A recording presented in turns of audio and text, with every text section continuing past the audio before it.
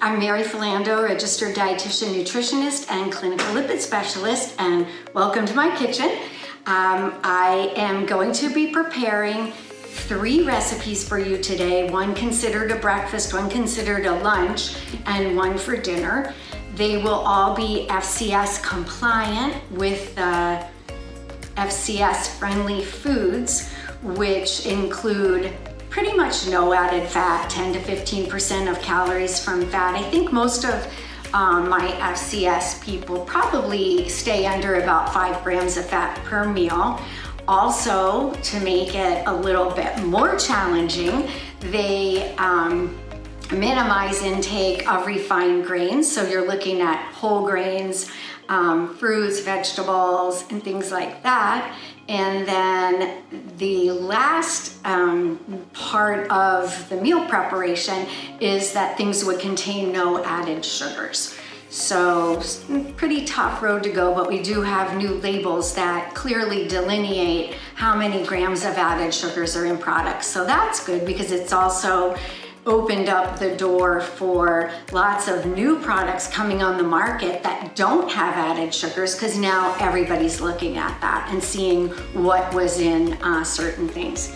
Anyway, I used to do cooking classes at Cedars-Sinai Medical Center, cardiac rehab in the 90s, so it was a pretty fat-free time with Dean Ornish and those eating styles. So I'm pretty well versed in altering recipes to make them still tasty, but without added fat. And I think a lot of chefs, if you're allowed to use butter and oils, and of course things should taste good, but this is just a little bit more fun because it's a little bit more challenging to find something that you would want to put on your menu. So that's what I'm hoping today, is that you'll find things that, whether you have FCS or not, I know some of the FCS patients are tuning in today, so welcome to them, and all the FNLA people.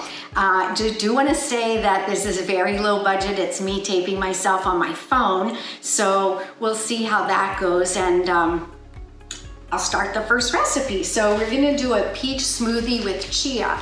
So one of the things that with a very low fat eating plan, you really should be considering a source of essential fatty acids. Your body doesn't make them.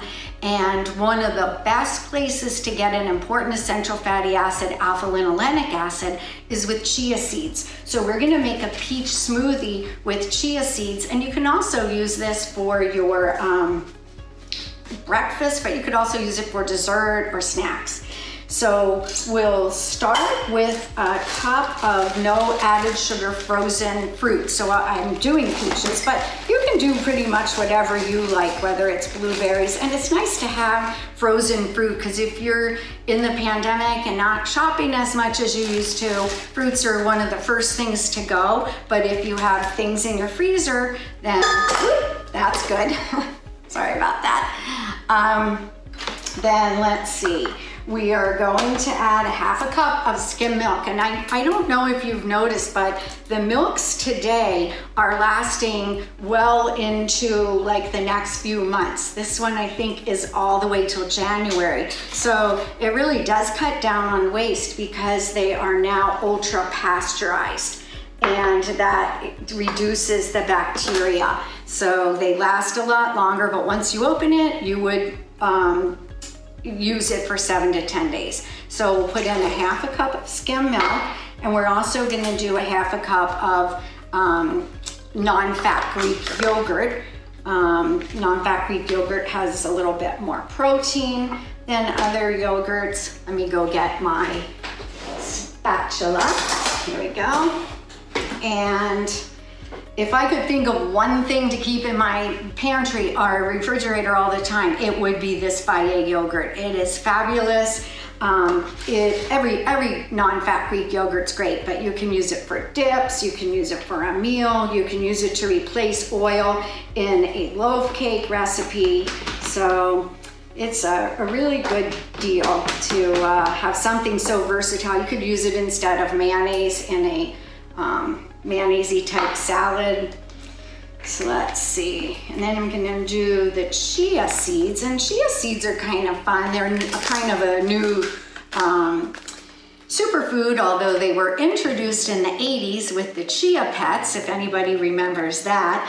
But these chia seeds, a serving is 3 tablespoons, and that's 11 grams of total fat. So we know that's way too much. But if we just use a teaspoon, it gives a nice texture to the smoothie, and 1 teaspoon has about 1.1 to 1.4 grams of total fat, but you're also getting somewhere between 6 and 850 milligrams of alpha-linolenic acid, and the adequate intake that is recommended is 1.1 grams for women and 1.6 grams for men. So this just gives us a little bit of that what our body can't make. And I'm gonna go ahead and put a half a teaspoon of vanilla extract in to give it a little sweetness. Talk to your healthcare professional or the FCS patients that might be listening, because some people would even go and get alcohol-free vanilla extract because alcohol is not recommended for people with FCS. Now I'm going to use 2 packets of this stevia Splenda, but you may not need to put anything in. I like everything sweet, so we'll just blend this up. And what's good about the chia seeds is that they have a very delicate outside. They're related to a flowering plant from the mint family, and they absorb 10 times their weight in water. So they help to thicken things. You can throw it in so many things.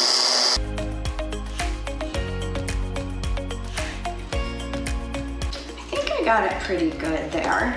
Let's see. And then that's about it. So we'll pour it out. You can freeze the leftovers too.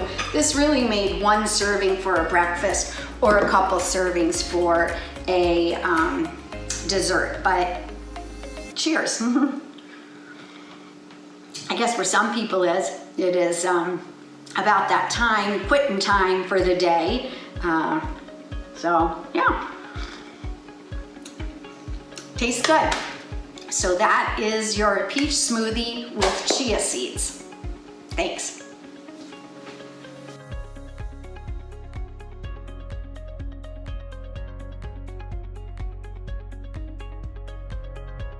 And now we're on to the next recipe, and that is a tuna pasta en casserole. I grew up in a big family in Baltimore, and every Friday night, my mother figured out some way to make tuna. And thinking about the pandemic and having things on hand and things that you can store easily in your refrigerator or cabinets, nothing is better than this meal for that, because you can always have everything on hand, because it's basically a bunch of canned things and some pasta, so and some frozen peas. So let's look. So first of all, we're just gonna put everything into this baking dish.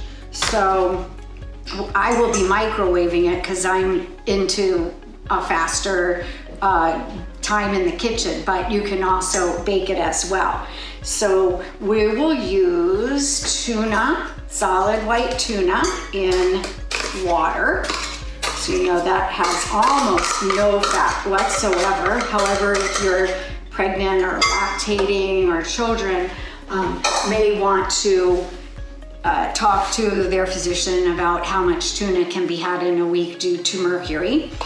We're going to add some, let's see, cream of mushroom soup, but we're using the Healthy Request mushroom soup, and it adds a little bit of fat, 2.5 grams per serving. But for the whole thing with no other added fat, each serving contains 3 grams of total fat. So we will put that whole pan in here. I guess you could really make your own cream somehow with flour and skim milk, but this is so good and so fast. So the next thing, we'll use a half a cup of non-fat milk, which I need to run and get. So I will put in the frozen peas now. That were just peas from any peas, but without added fat. And then we're going to use a half a cup of non-fat milk and a small container of these diced pimentos. I think, oh, there we go. I usually use a small container, but I can only find big ones, so I'll just use half of that. And that gives it a nice red color. I am going to use a half a teaspoon of garlic powder. And here we go.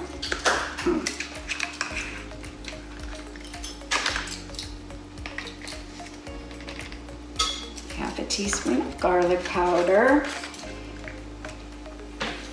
And some black pepper. Now, sometimes people like it to have a little bit of a buttery taste, and for that I use the Molly McButter, but it's really not necessary, but you could use the Molly McButter. And we'll put in some mushrooms, and I usually use the 8-ounce can, but I got this one, which is 6 ounces drained weight, but that's gonna be plenty. And lastly, we have the pasta. Now, the way I do it is I think ahead to when I'm gonna make this meal, and maybe a day or two before I'll make pasta and then have leftovers, because this uses about 2 cups. You could use 4 cups if you were trying to feed a bigger crowd and you wanted to have a good cup of pasta with about 3 ounces of tuna. So, but I'm gonna use a little bit more than 2 cups for this one. And I am using a whole wheat fusilli pasta. But I wanted to let you know that there are so many pastas on the market right now that are so good for people with FCS. This one contains whole grain organic white winter wheat flour. So the white winter wheat is a nice choice because it has a milder taste and it does not have that darker brown color. So you're just, you know, for someone that's looking, oh, this is too, you know, whole grainy, then this is a great choice. Other choices, there are lots of pastas that are made with different flours of beans. So this is a black bean flour. You could get garbanzo bean flour, you could get pea flour, lentil flour, and they're all delicious as well. Another choice could be a whole wheat couscous, and this is a very mild product that, because of so much surface area, it quickly absorbs water and is done within 5 minutes. You don't even cook it, you just put it in hot water. So those are all choices. But I really love the white winter wheat, and I like the fusilli for this too, although you can use penne and different things, but the fusilli is good because it has more places where the mushroom soup and everything can stick. So we're just gonna stir that up. You're gonna see this is pretty much done in like less than 10 minutes, the way I do things. And again, it's something that you go, what are we having for dinner? I have nothing. I didn't go to the store. I didn't get ground turkey breast. I don't have many fresh vegetables. I almost have nothing. And you look in the back of your pantry and you have tuna, you have mushrooms, you have pimentos, and you have the cream of mushroom soup, healthy request style, then you've got it made. And you can see, this is kind of a feel-good comfort food too because of the creaminess, but I'm not sure if you can see it. I will put it in the microwave later, but it,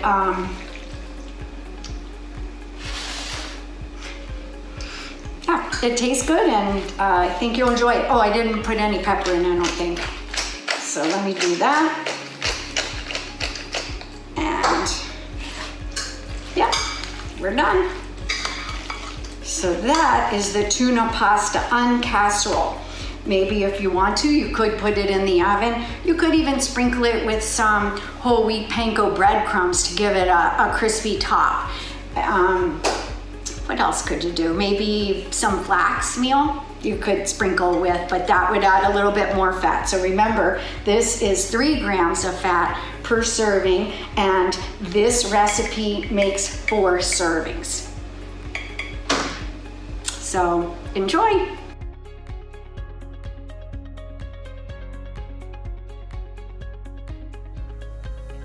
Okay, so now we're ready for the dinner meal.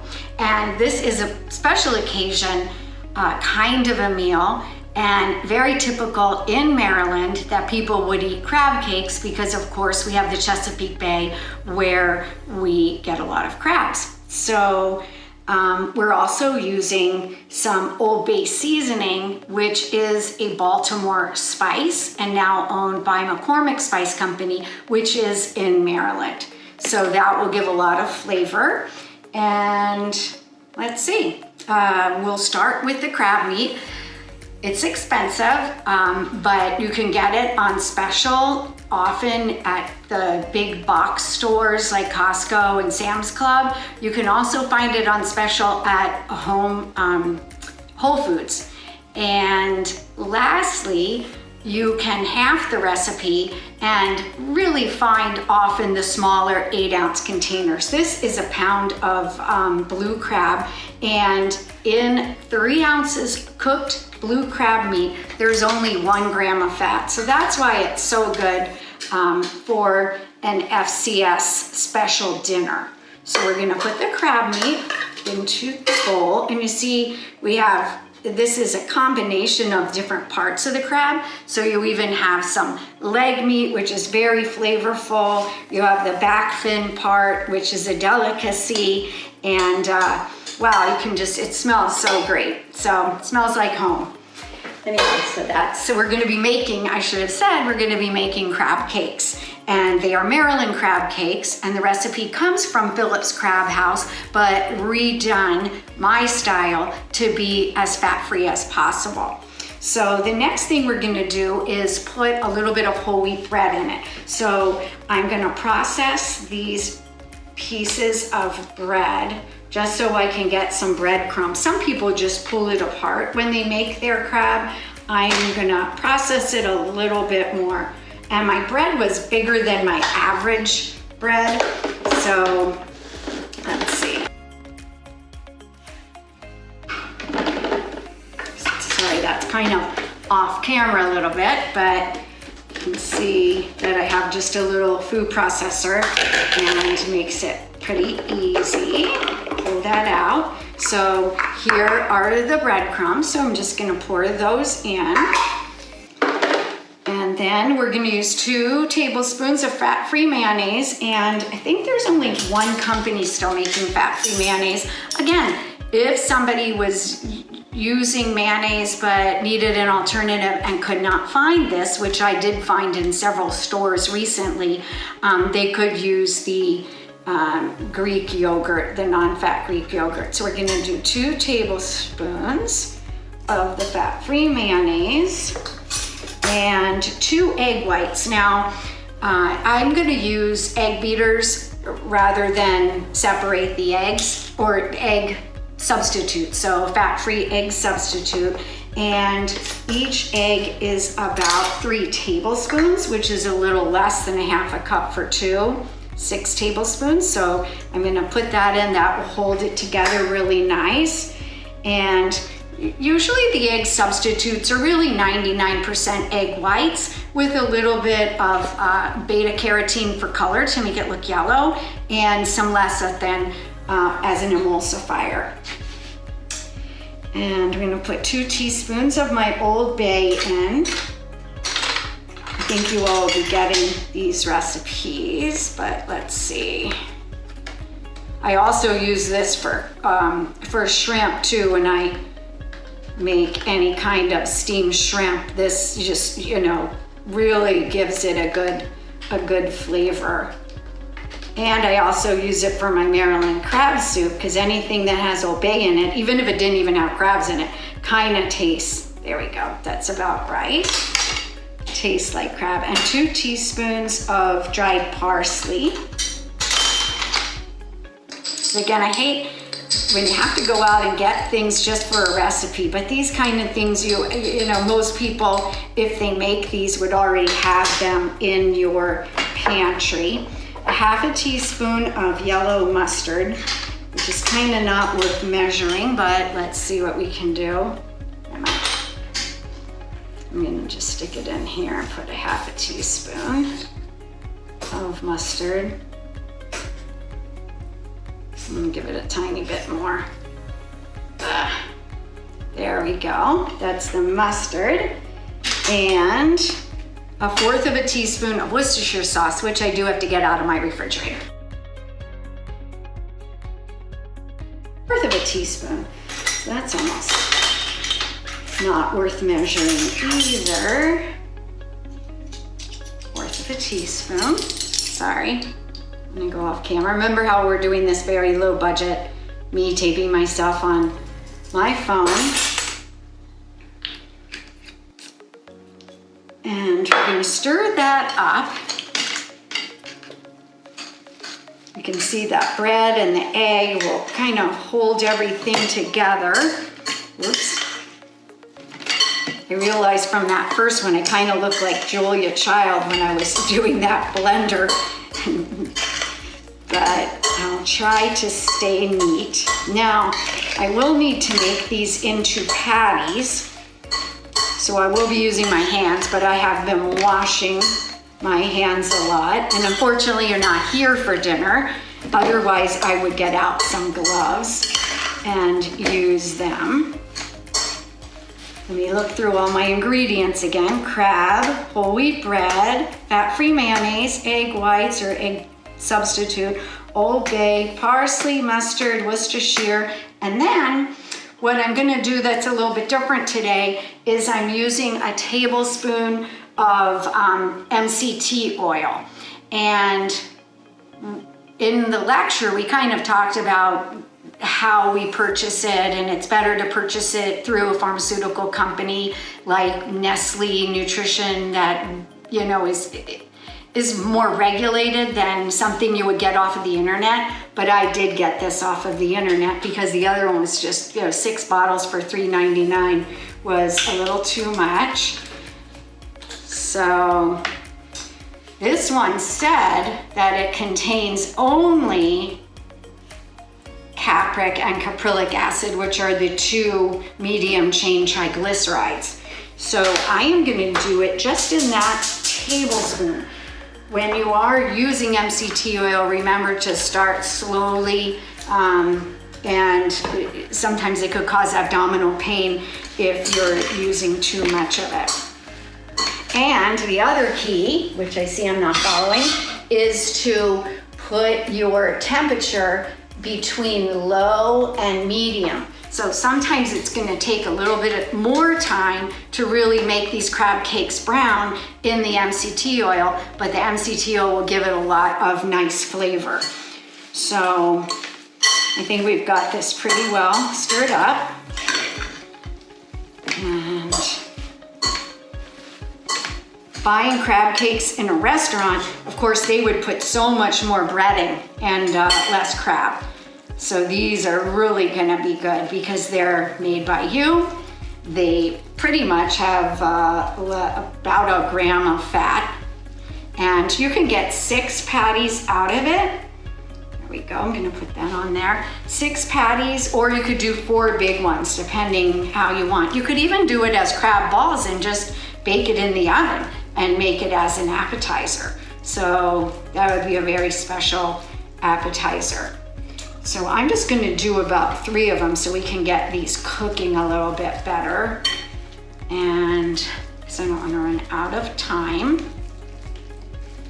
So let's see. So you can see, that's a pretty good sized crab cake, but actually, yeah, I would at least get 6 out of this batter.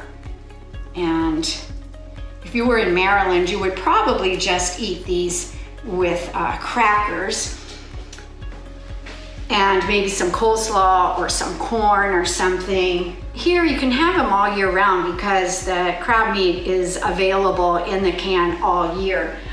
I will probably have it with the light rye Wassa cracker because it is pretty much one of the only crackers that's whole grain and contains no added fat. So, and they're so tasty. So I will be doing that. So let's see what we've got going here. I don't know if you can see these.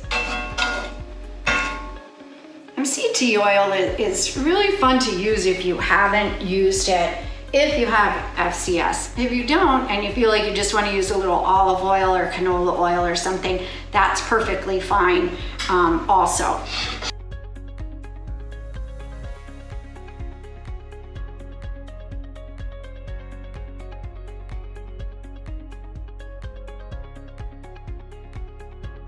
And you can see that tablespoon, even if I had 6 in here, is really plenty.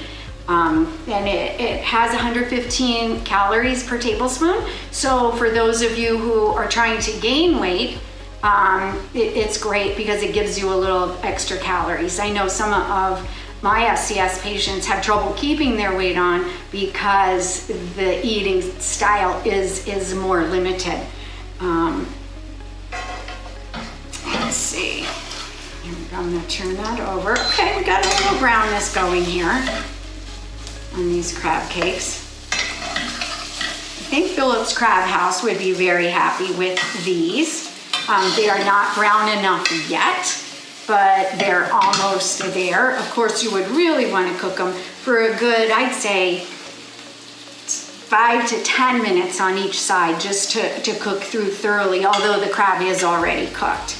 And that's it for the crab cake. So have it with some coleslaw that you make with fat-free mayo or with non-fat Greek yogurt and your crackers, whole grain, no added fat, or have it as an appetizer. So I hope you enjoyed these cooking ideas and hope that you'll have some fun with cooking at home, because I know we have lots of time for it lately because we're all spending a lot more time at home and a lot less time in the restaurant and on the road. Maybe you're working from home even. So thank you for having me, and thank you for coming into my kitchen.